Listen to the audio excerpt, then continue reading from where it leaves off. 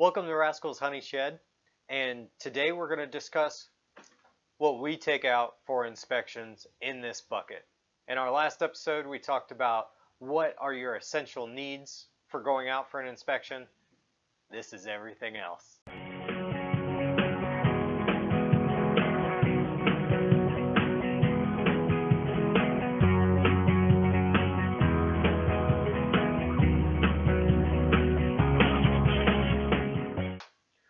In our last episode, we talked about everything that you have to take out to do an inspection as a beginner beekeeper. This episode, we're going to talk about what we take out in our bucket. The first thing we take out that you really don't need is a propane torch. It's easier to light the smoker. It's quicker.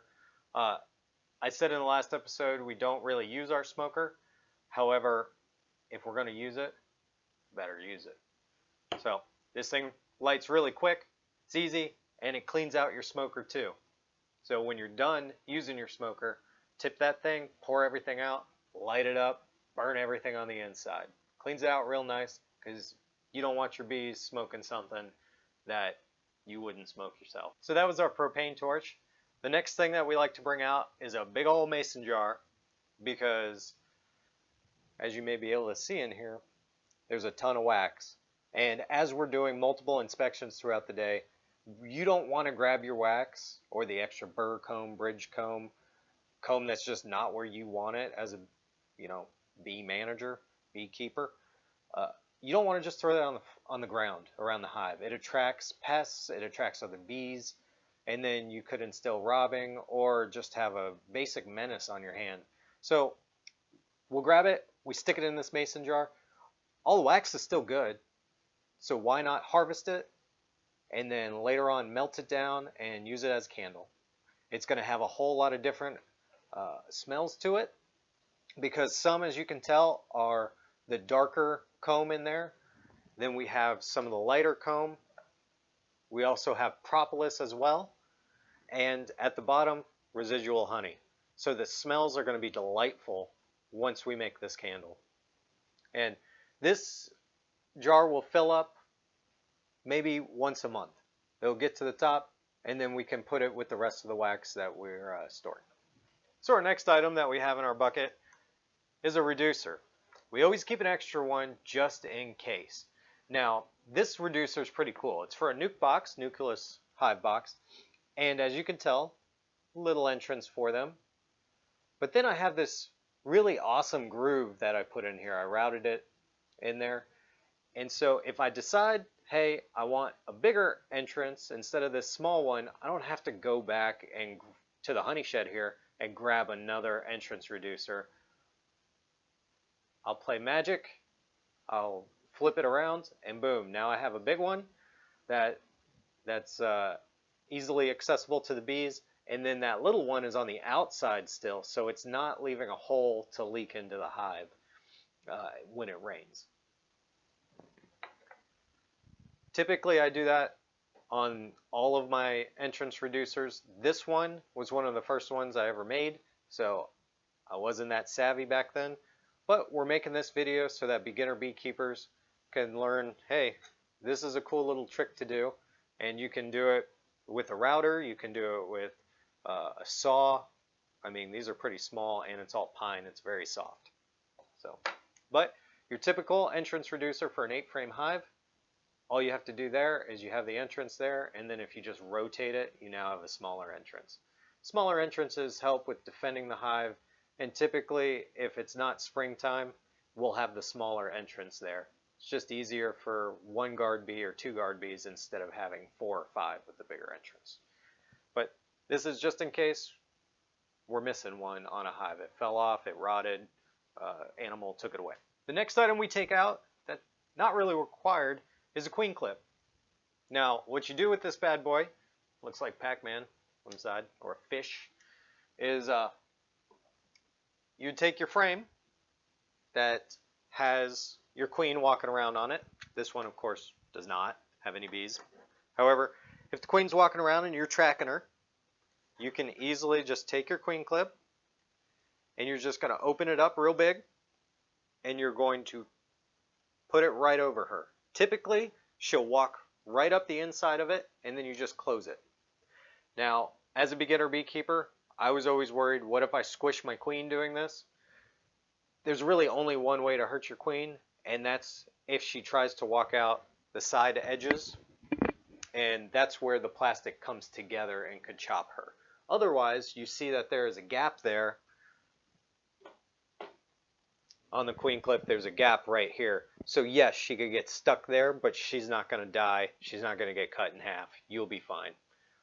Typically, all you got to do is if she's sticking out a little bit there, if she's faced inside and she's sticking out, just put your finger on top of her abdomen and open it a little bit. That'll just push her right in, and you're good.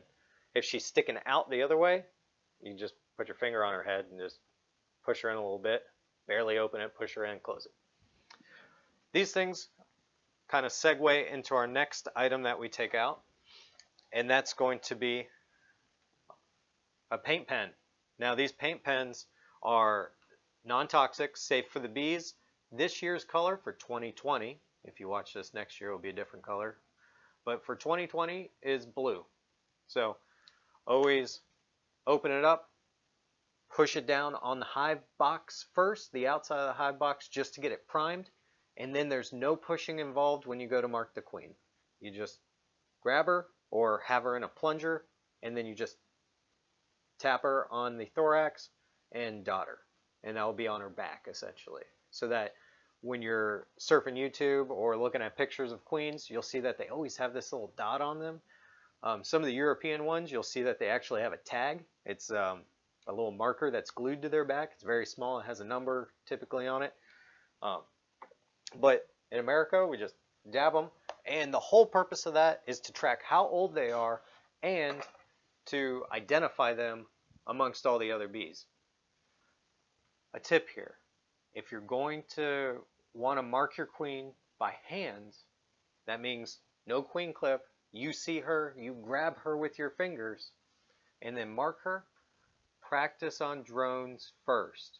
Do hundreds of drones, mark them, have your entire apiary with these loud male bees flying around with different colors on their back.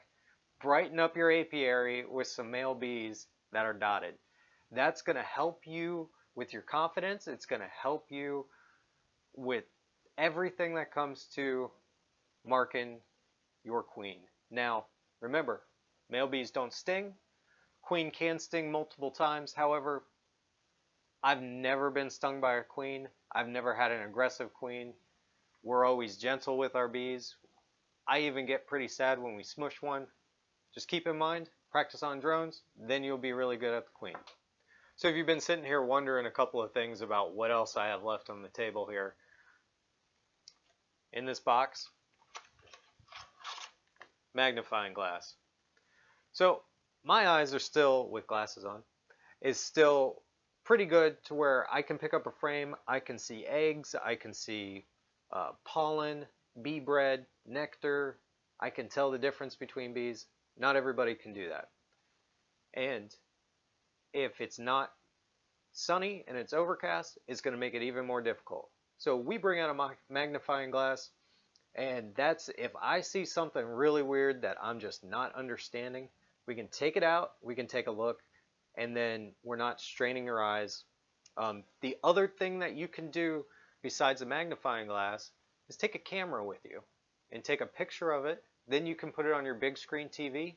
You can blow it up and get really close and go, oh, that's what that is. Laying worker, we got a problem.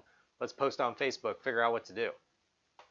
In all seriousness, if you do have a problem that you discover with your hives, give your mentor a call, call your local beekeeping association and just ask questions. There'll be plenty of people there that are more than excited to come and help you succeed. It's not about judgment. It's not about let's see what they got going on and critique their apiary. If you're new, call somebody, feel comfortable. State inspector, at least in North Carolina, our state inspector is very friendly and he enjoys coming out, taking a look, or she, depending on which region you're in. So the next item I have is a Therapic. Now, originally, This is for mosquitoes. So when you get a mosquito bite, all it is a little end that heats up.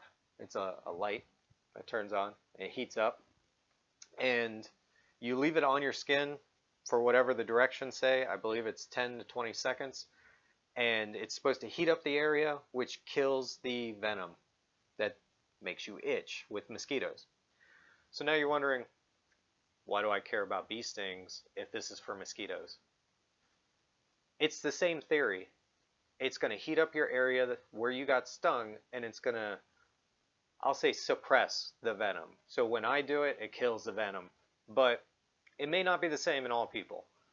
So I don't get the itchiness, the pain goes away, and I'm a happy camper. This will not help if you go into anaphylactic shock. If you have somebody doing that, do not put this on their sting thinking that that's going to stop it. It will not. And I just wanted to note, if you do go into anaphylactic shock, or you have your partner go into anaphylactic shock while you're doing an inspection, in our bee bucket, as I mentioned in episode 2, we have EpiPens. Remember to use them. Call 911. Take that person or whatever you can do to get some help and get to the hospital. The very last thing that we have here is a Beetle Blaster. So I've tried to take it in order of what happens while you're out there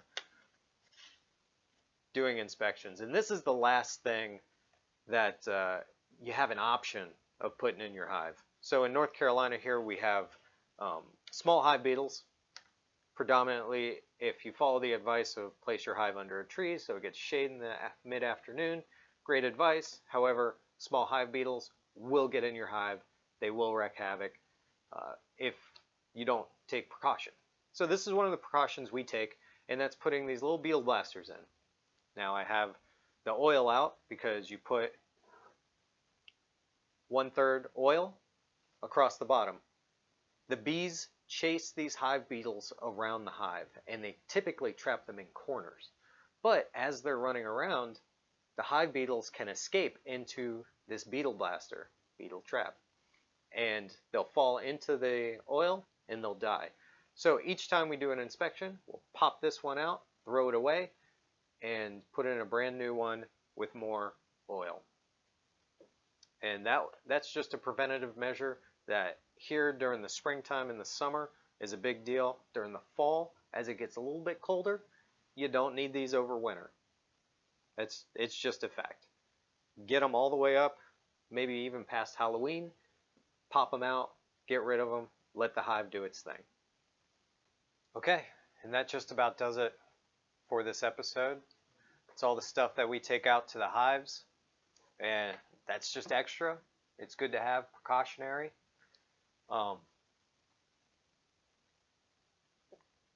Yeah, I bet you've been wondering what's in this. It's mead. Yeah, I know most of you guessed it, but it is mead. It's one of my favorite drinks to have, and we'll be doing an episode in the future on how to make this wonderful gift from the gods. Have a good day.